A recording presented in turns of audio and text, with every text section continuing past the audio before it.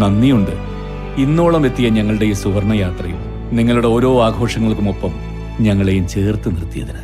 Beauty mark gold and diamonds, specially for U.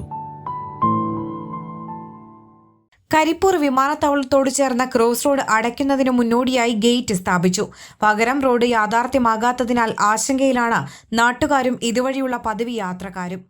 ഈ cross റോഡിലൂടെയാണ് Kunnumpuram ഭാഗത്തു നിന്ന് കൊണ്ടോട്ടി പ്രദേശത്തേക്ക്, കൊണ്ടോട്ടി അങ്ങാടിയിലേക്ക് മുഴുവൻ ആളുകളും എത്തിച്ചേരുന്നത്.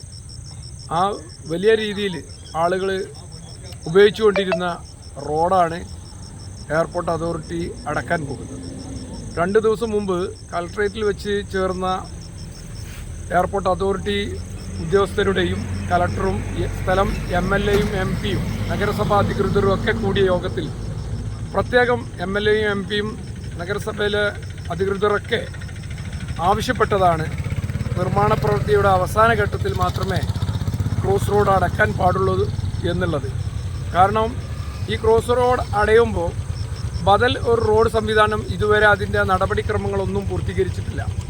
ആ നടപടിക്രമങ്ങൾ പൂർത്തീകരിച്ച് ആ റോഡ് ഉണ്ടാക്കുന്ന ഒരു മുറക്ക്, ഇവിടെ മണ്ണിട്ട് നിറയ്ക്കുന്ന മുറക്ക് മാത്രമേ ഈ റോഡ് അടക്കാൻ പാടുള്ളൂ എന്നുള്ള കാര്യം വളരെ വ്യക്തമാക്കിയതാണ്. എന്നാൽ എയർപോർട്ട് അതോറിറ്റി ദിവസവും ഓരോ വിഷയങ്ങൾ കൊണ്ട് ഈ പ്രദേശത്തെ ജനങ്ങളെ ബുദ്ധിമുട്ടിക്കുന്ന ഒരു നിലപാടാണ് സ്വീകരിച്ചു കൊണ്ടിരിക്കുന്നത്. റൺവേയോട് ചേർന്നുള്ള റസയുടെ നിർമ്മാണം പുരോഗമിക്കുന്നതിനാൽ ഏത് നിമിഷവും റോഡ് അടയ്ക്കും. ക്രോസ് റോഡ് അടച്ചതായും വാഹനങ്ങൾ വഴിതിരിച്ചു വിട്ടതായും കാണിച്ച മാസങ്ങൾക്ക് മുൻപ് എയർപോർട്ട് അതോറിറ്റി ബോർഡ് സ്ഥാപിച്ചിരുന്നു. അതിന്റെ തുടർച്ചയായാണ് മുക്കൂട് ഭാഗത്ത് ഗേറ്റ് സ്ഥാപിച്ചത്. അതേസമയം വാഹന ഗതാഗതം നിരോധിച്ചിട്ടില്ല. ബോർഡ് സ്ഥാപിച്ചതിന് പിന്നാലെ ഗേറ്റ് കൂടി വെച്ചതിനാൽ ഏത് നിമിഷവും റോഡ് അടയ്ക്കുമെന്ന ആശങ്കയിലാണ് നാട്ടുകാർ.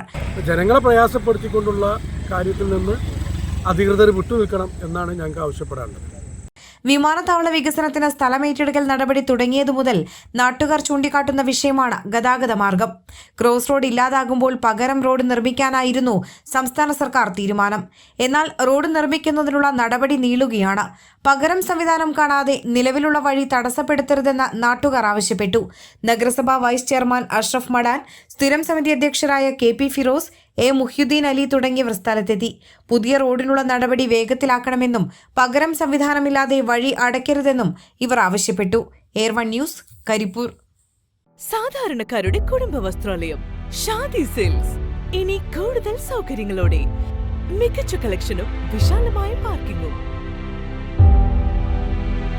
ഷാദി സിൽക്സ്, ബസ് സ്റ്റാൻഡിന് എതിർവശം, കൊണ്ടോട്ടി.